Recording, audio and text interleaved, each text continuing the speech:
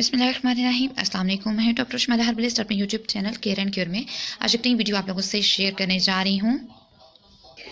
आज मैंने किया है अपने ब्रांड प्योरन प्रोफेशनल कॉस्मेटिक्स का फेशियल, जो कि अपनी मदर के फेस पे मैंने ट्राई किया है।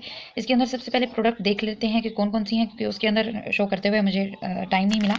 इसके अंदर है सबसे पहले प्योरन प्रोफेशनल का ट्रिपल एक्शन वाइटनिंग क्लिनजर।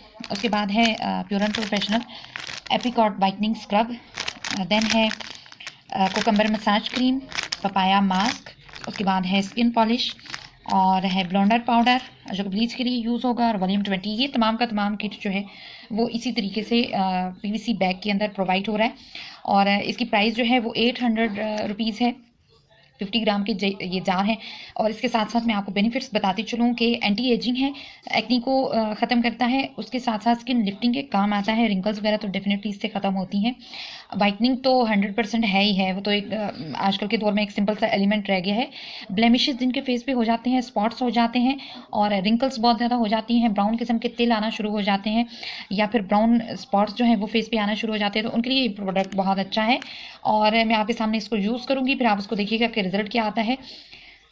तो चलें स्टार्ट करते हैं वीडियो।